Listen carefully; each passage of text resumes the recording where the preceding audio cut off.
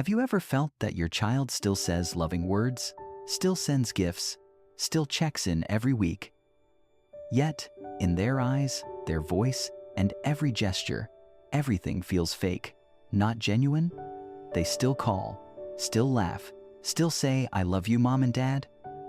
But deep within that gaze, you realize the love that once was has faded, replaced by a gentle sense of obligation called responsibility, a kind of care that no longer comes from the heart, but from the duty of an adult child.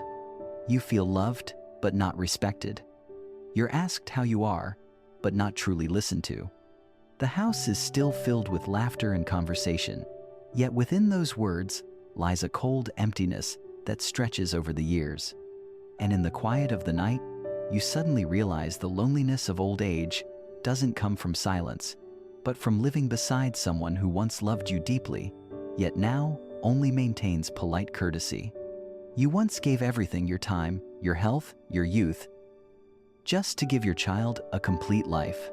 But now, as you grow weaker, your child has grown strong enough to no longer need you. Love has turned into distance, wrapped in kindness. And you can't help but wonder, is my child pretending to care just to avoid feeling guilty? Today, we'll take an honest look at 7 signs that your child no longer truly cherishes you, but still pretends to love.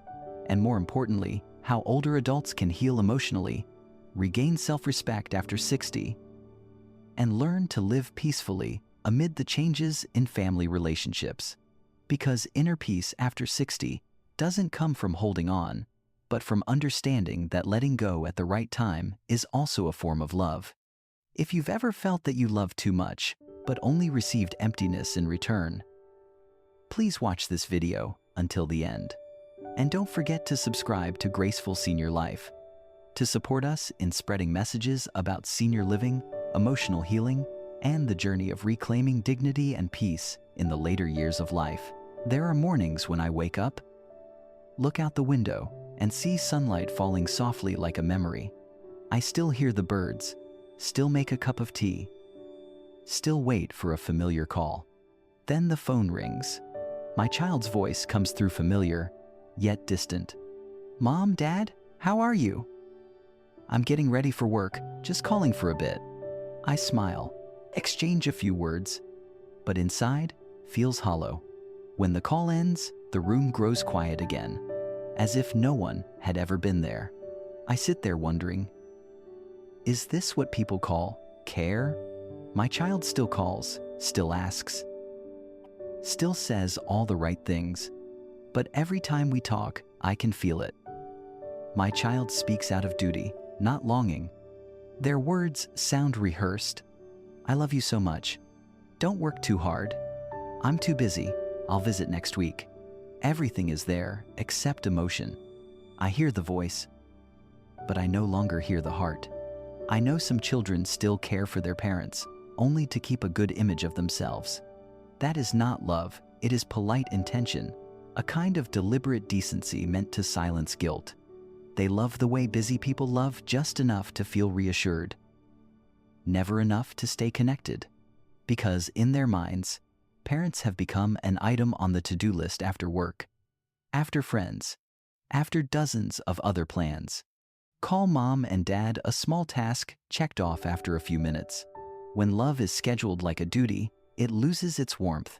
Questions become mechanical, smiles become weary, and both sides, the one who gives and the one who receives, feel heavy. Because when an act is done just to get it over with, it no longer carries the soul of genuine care. My child may think they've fulfilled their duty, but deep down, they too feel empty, because obligation never brings the ease that love does. And parents, even if they say nothing, can always feel it. That call wasn't born of missing, but of should. And so, instead of comfort, what remains is a deeper loneliness, the loneliness of knowing you are being loved by procedure. When affection turns into a checklist, it loses its soul. It is no longer a bond, it becomes a record of responsibility. And perhaps, the saddest thing is not that a child forgets their parents, but that they remember with their mind. not their heart. I once thought that as long as my child still called, it was enough. But over time, I realized there are words that sound kind but are hollow. They're like plastic flowers, beautiful but scentless. They cannot warm the heart of a father or mother who only long for a genuine gaze. That is when care turns into small talk. I began to notice the jokes my child makes. "Mom, Dad, you're old," always talking about the past. Or, "Mom, no one does that anymore." My child laughs. I laugh too, not to spoil the mood. But when the laughter fades, a small scratch remains in my heart. The joke seems harmless. Yet, it's a denial. It's not just a generational gap. It's a subtle assertion of superiority, a way for my child to feel more grown by unconsciously diminishing the ones who raised them. I understand their generation grows up in speed and noise. Affection is simplified into emojis, sent through a screen. But for those of us who have spent a lifetime giving, what hurts is not that our children are busy. It's feeling that we are no longer worth listening to. Then every "I love you, Mom and Dad" sounds like a ritual enough to keep peace, but not enough to keep the heart. I don't resent my child. I only feel sorry for how they've forgotten the value of sincerity. In family relationships, respect doesn't come from gifts. It comes from the look in one's eyes during a conversation. My child may not visit often, but if each visit is heartfelt, I will never feel lonely. But when they are present, yet their mind is elsewhere, I feel like I'm talking to a shadow, and that is the deepest loneliness of aging. Being lonely among your own. We cannot control others' emotions, only our response to them. I've begun to learn that. I stopped asking for long calls, stopped waiting for words of care said out of habit. I chose silence, but the silence of understanding. I no longer force a smile. I simply say, "Thank you for calling," then set the phone down, turn back to my tea and the sunlight. I no longer need proof that I'm loved, because I know true love doesn't lie in words, but in how we are treated when no one is watching. I've learned to name this behavior conditional care.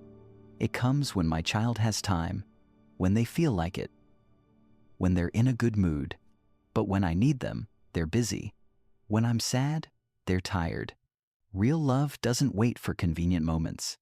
Only false love needs the right conditions to appear. And once we realize that, we stop waiting, not because we've stopped loving, but because we no longer want our love to wither in expectation. Emotional healing for the elderly is not about changing your children. It's about finding peace when they no longer are who they used to be. When you stop blaming, you start healing. When you stop demanding, you regain self-respect after 60.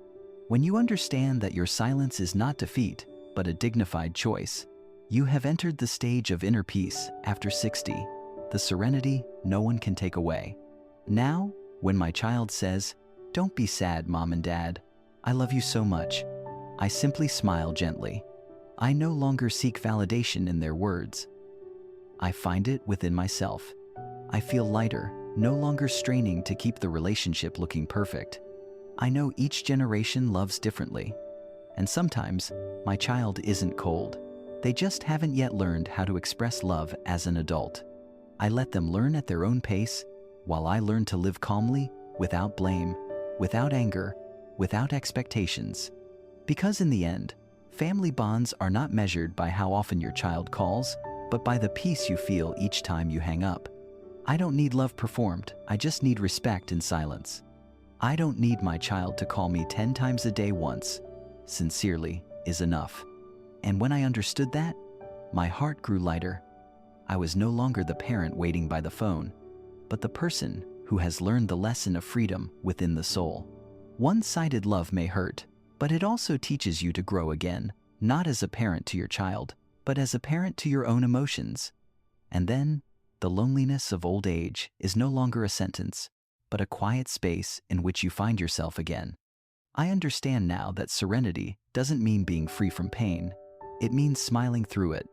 And that is the true gift of aging. The freedom that comes when you no longer need to be loved to feel worthy. There are times when my child says they'll come visit, and I prepare everything like a small ritual. Wiping the table, brewing a pot of tea, buying some of their favorite fruit. I don't expect much, just a few hours sitting together. But then a message arrives. Mom, Dad, I'm busy this week. Let's do it another time. I read it over and over, trying not to feel sad. My child's time has become like a rare gift, to be divided among everything else. Work, friends, the phone, social media. Parents are no longer part of what comes naturally in their life, but something to be scheduled. I realize my child still comes, but not because they want to, rather because they feel they must. Each time they visit, they keep glancing at their watch. They say, I can only stay a little while. I've got to go soon. As if it's a rehearsed line. I try to speak slowly, hoping to stretch the moment. But they still stand up early, saying a quick goodbye. When the door closes and the sound of their car fades down the alley, the house falls silent again, as if the whole visit had been just a short dream. My child doesn't know that simply sitting there, even in silence, even when tired, is already the greatest gift. Because for the elderly, their child's presence is the small flame that keeps the soul warm. But to my child, time with their parents has become a duty to be fulfilled. Maybe they don't mean to. Life has simply taught them to believe that love can be scheduled. I once read somewhere that when love is divided among too many priorities, it slowly loses its soul. And it's true every time my child comes, while their heart is elsewhere. I feel that distance more sharply than 1,000 miles. I sit beside them, listening to them talk about work, but in their voice, I can no longer hear myself. Our brief meetings have become routine, not connection. I realize some children visit just to get it over with, not because they truly want to be there.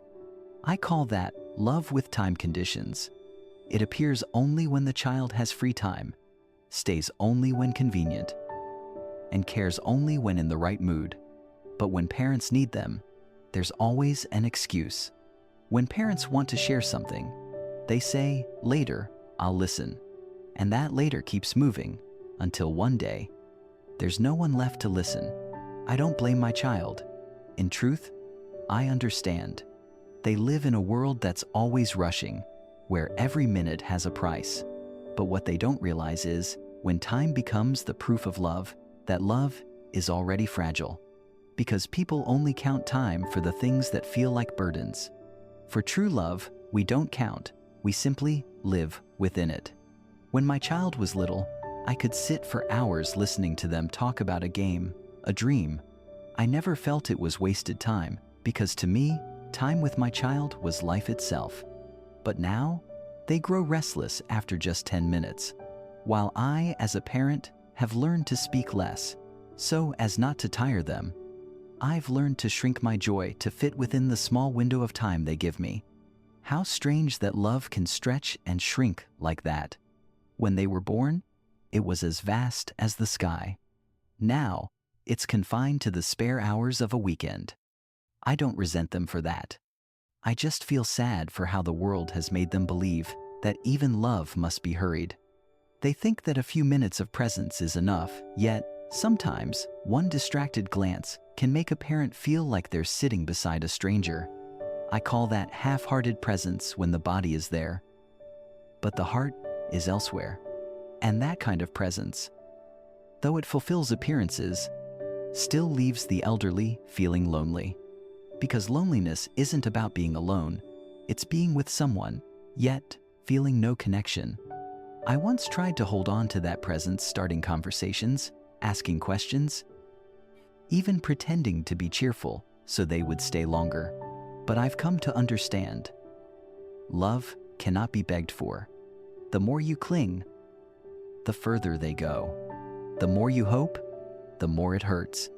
So, I've learned to let go, to let my child leave when they need to let them come only when they truly want to.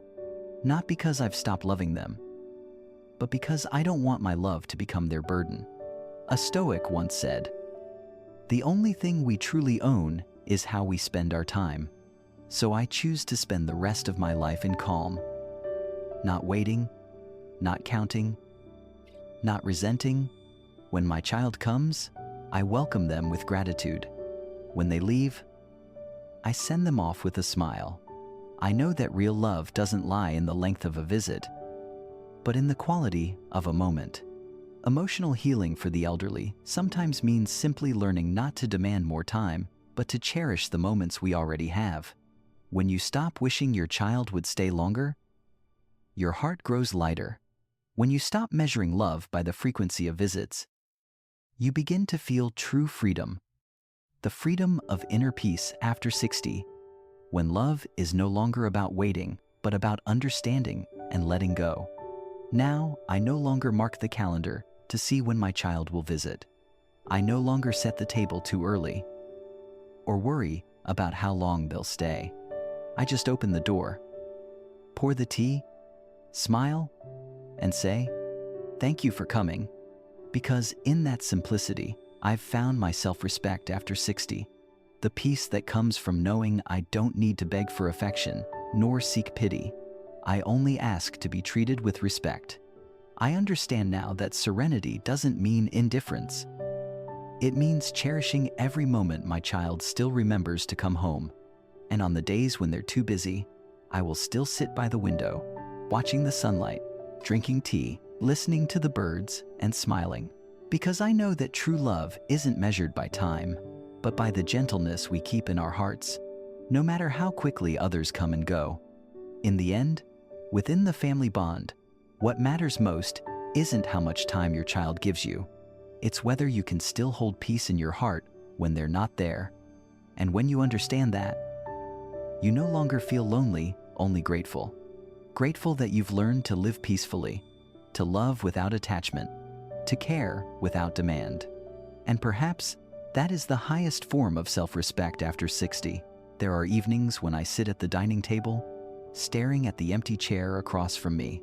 That used to be where my child sat, eating and talking endlessly. Now, the meal still has all their favorite dishes, but the table feels strangely quiet. My child no longer shares stories, nor asks about mine. The conversations that once filled our dinners with laughter now live only in memory. I realize that between my child and me, it's no longer a distance of miles, it's a distance made of silence. The intimacy that once was the soul of our family has faded away. My child still visits, still sits there, but no longer speaks from the heart. The phone in their hand lights up constantly, that glow casting shadows on their face so I can no longer see their eyes clearly. When I ask, "How's work these days, dear?" they reply shortly, "It's fine, Mom," and then silence. A kind of silence different from before, not because there's nothing to say, but because they no longer wish to speak. I feel as if I'm talking to a stranger wearing a familiar face.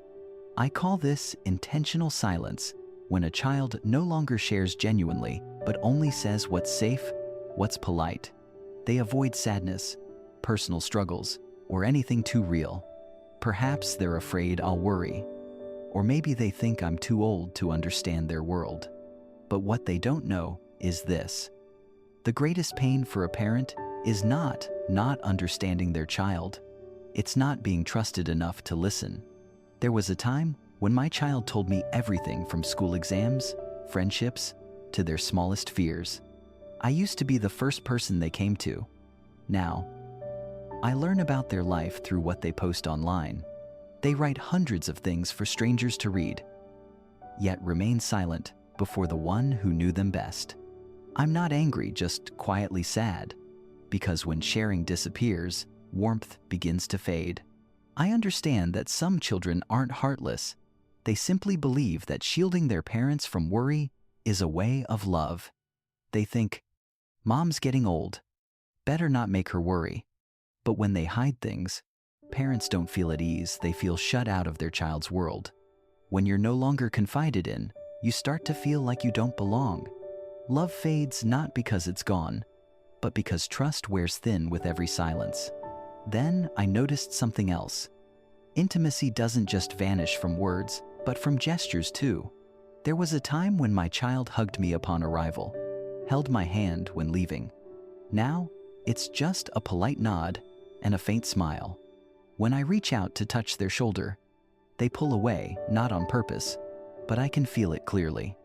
I'm no longer their safe haven, but someone to keep a little distance from. When love loses touch, it cools quietly and no one notices. Sometimes I ask myself, have I changed too?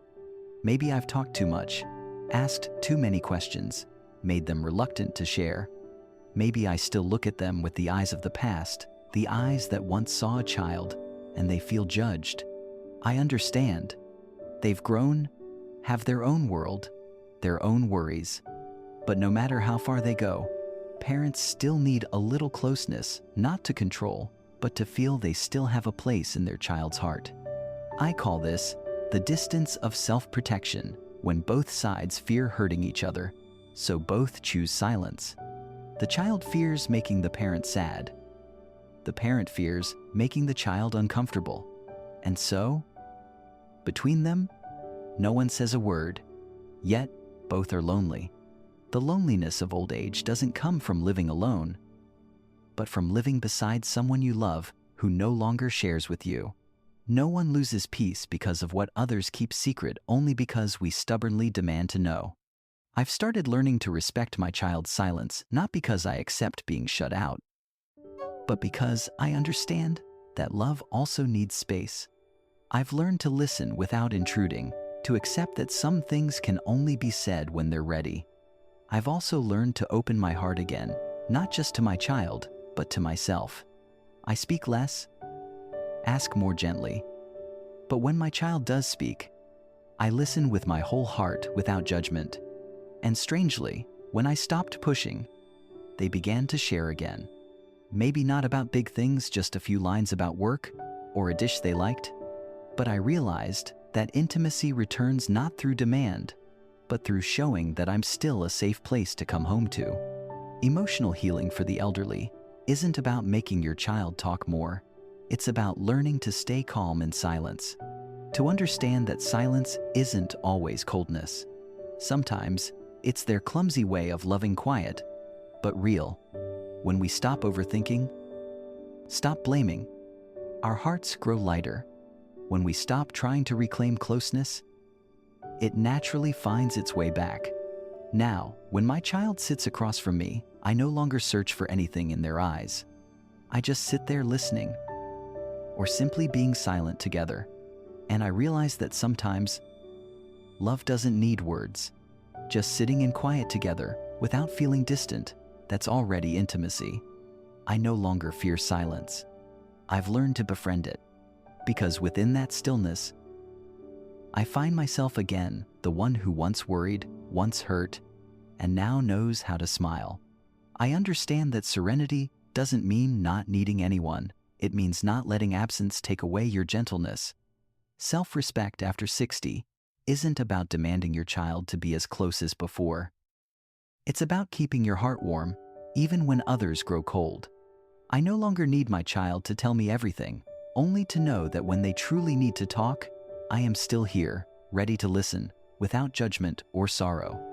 Because in the end, family bonds aren't sustained by long conversations, but by sincere presence, even in silence. And when you understand that, you stop fearing loneliness, stop fearing distance, because true peace doesn't come from what your child says. It comes from learning to love them gently, without demand. When my child no longer speaks, I learn to listen with my heart. When they no longer touch my hand, I learn to touch with compassion. And when they drift away, I learn to stay not in their world, but in my own serenity. That is inner peace after 60, when you know how to love without attachment, to care without demand, and to live peacefully, even in silence. There are moments when I accidentally overhear things I was never meant to hear. An acquaintance once told me that my child had complained. My parents keep calling and only talk about old stories. I stayed silent, but my heart tightened, not because my child lied, but because they told the truth. A cold truth that every parent must one day face, that when a child no longer respects you, they don't need to shout. All it takes is that tone of pity when they talk about you. That is the final sign when your child starts to speak of you as if you were a fragile, outdated person, no longer worthy of being listened to. I used to think that the greatest conflict between parents and children was when we argued. But no, the greatest conflict is when there's nothing left to say. When your child's words about you no longer hold empathy, but judgment. When your kindness is seen as control and their silence becomes a wall. I listened without reacting. But inside, I felt my heart fall into an empty space. I call it mental separation. It's when your child quietly removes you from the place of someone to be respected and places you in the category of someone to be tolerated. From that moment on, everything they do, even the small gestures, carries a hidden trace of pity. They help, but not out of love, out of obligation. They speak kindly, but only to preserve their moral image. And when that happens, love becomes distorted. It's no longer a two-way current, but a one-sided act of charity. I understand perhaps my child doesn't mean to hurt me. They've simply forgotten that respect isn't a ritual reserved for the powerful or successful, it's a part of love itself. When a child stops respecting their parents, part of their love quietly dies. I once asked myself, what did I do wrong to deserve this? But I've realized, not every wound is caused by someone's fault. Sometimes, people just change because life pulls them away too fast. As they chase work, pressure, and their own world, old values like gratitude and reverence start to fade. Not because they don't matter, but because no one reminds them anymore. I was once young too. I remember thinking my own parents worried too much, talked too long about the past. I too felt impatient when my mother reminded me to eat or avoided sharing personal stories to escape her lectures. Maybe now I stand where she once stood and finally understand that one-sided love hurts both ways. The giver feels dismissed and the receiver feels burdened. So I stopped blaming. I chose to keep the most beautiful part of love within me, not to show my child, but to keep myself from turning bitter. I no longer try to win back attention or make them feel guilty. I've learned that dignity doesn't need to be granted. It's preserved through the silence of self-respect. A Stoic once said, "No one can insult you unless you allow it in your own mind." I think of that every time I hear my child's careless words. In the past, I would have felt hurt, believing them ungrateful. Now, I just smile because I know they're simply living the way they know how. Every generation has its own language, and sometimes distance is merely a difference in how we love. I choose calmness not because I no longer feel, but because I know that answering indifference with resentment only exhausts me. I've learned to keep a distance enough not to be hurt, yet close enough for them to know I'm still here if they need me. I no longer chase love. I've learned to stand still to protect my dignity. And strangely, when I stopped blaming, my heart became lighter. I realized that loneliness in old age isn't as frightening as losing peace within yourself. Loneliness is natural. It's the quiet space life gives us to look back, to see that we have loved, given, and lived fully. Serenity doesn't mean surrender. It means you still love, but no longer need to prove it. You still care, but no longer expect in return. You still listen, but no longer try to change anyone. When love becomes that free, it becomes noble. Self-respect after 60 isn't defined by whether your child visits or not. It's found in the warmth you keep in your heart. Perhaps your child's world has grown larger. More people, more worries. But even as my world grows smaller, it still holds sunlight, birdsong, a morning cup of tea, and the peace I create myself. I don't need anyone to prove I'm loved because I know I am, just in a different way. I've learned to let love flow gently, without resentment, without expectation. When my child says something disrespectful, I no longer respond with bitter silence, but with the calm of understanding. I won't let myself shrink before their indifference. I remain who I am, someone who has spent a lifetime loving and now chooses to live the rest of it with inner freedom. Emotional healing for the elderly isn't about making your child change. It's about not being hurt by what they do. Because respect cannot be begged, it can only be inspired by how we treat ourselves. When you treat yourself with reverence, others, even your children, are compelled to do the same. Now, when I see my child, I no longer expect the same tenderness as before. I only hope they live well, live kindly, and know that my love is still here, not as a chain, but as a quiet sky they can return to when they're weary. I've come to understand that serenity isn't giving up, it's choosing to love without losing yourself. And in that journey, dignity is the final garment that keeps your heart intact. I choose to keep it not to prove anything to my child, but to preserve my own peace.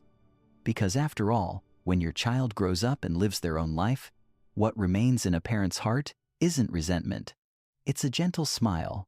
For yourself, the smile of someone who has learned that the greatest form of love isn't holding on, but letting go while keeping kindness alive. And that is inner peace after 60, when you no longer need others to respect you, to feel worthy, because you already respect yourself. Then, loneliness is no longer a burden, but a space of freedom, peace, and a heart that has learned to love without demand. At the end of this journey, I've discovered a simple yet profound truth. The love between parents and children never truly disappears, it only changes shape. Sometimes it's laughter, sometimes silence, and sometimes just a short call. What matters isn't whether your child still says, "I love you," but how you choose to face the change. If you cling to the past, you'll forever ache for what's gone. But if you can smile, accept, and keep your heart still, you'll see love hasn't vanished. It's simply become softer, calmer, and in that calmness, you no longer need proof that you're loved, because you've already learned to love without resentment, to care without attachment. That is dignity and the greatest gift of growing old. So live with self-respect and peace, rather than waiting for recognition. Love your child, but don't forget to love yourself. And have you ever felt the same way? Share your thoughts in the comments below so we can all reflect together. And if these words touched your heart, please subscribe to Graceful Senior Life to support more healing, heartfelt, and inspiring messages for those who have been hurt yet still choose to live peacefully.